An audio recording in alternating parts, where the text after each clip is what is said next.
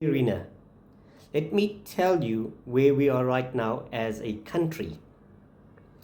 Load shedding, unemployment, a government that has spent 30 years promising and under delivering, a rand that takes a beating every time someone in Washington sneezes, roads that haven't been fixed since Mandela was president, and a healthcare system that is just hanging on by a thread.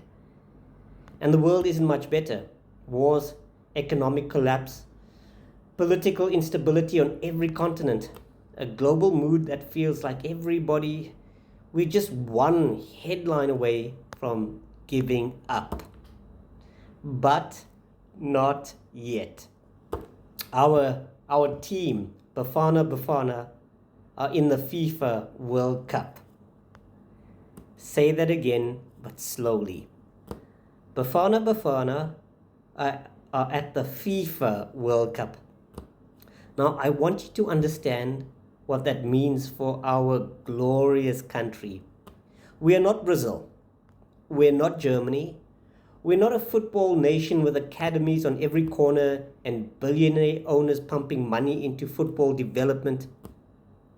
We're a country that gets up every morning and figures it out, despite everything.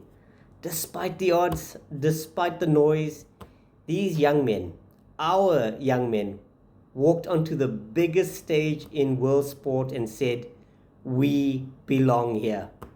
Not with their words, but with their feet, with their heart, with every tackle, every sprint, every moment they refused to lie down.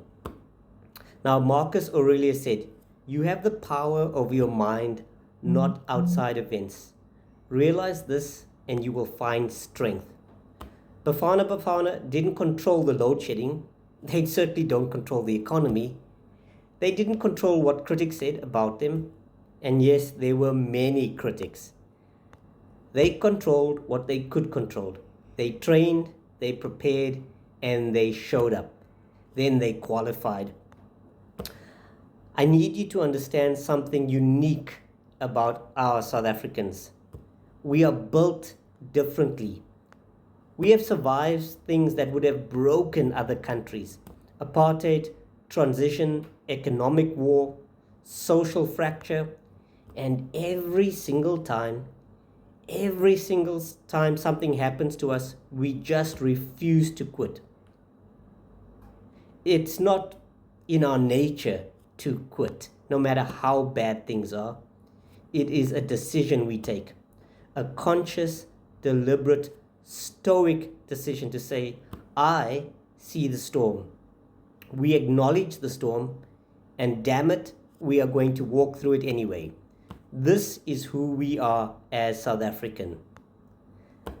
That is who Bafana Bafana is representing right now on that pitch. Every time they put on a yellow and green, they are carrying 62 million people on their back. 62 million people who are tired. We are frustrated. We're trying to make ends meet. We are wondering if this country, the government, will ever get its act together.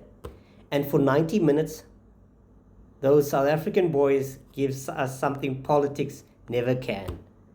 They give us unity. I don't care if you're DA, ANC, EFF. I don't care if you're from Soweto or Sandton, Durban or the Eastern Cape, Indian, Zulu, Afrikaner, Xhosa, colored. None of that matters when the ball hits the back of the net.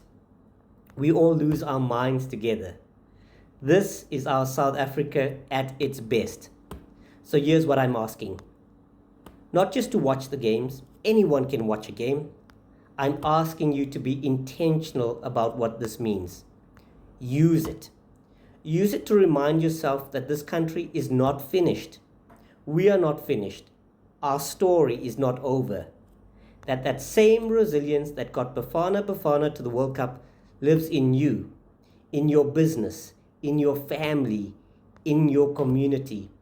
And when things get hard this week or the next, and they will, I want you to think about the young man from a township somewhere in South Africa who had every reason to give up.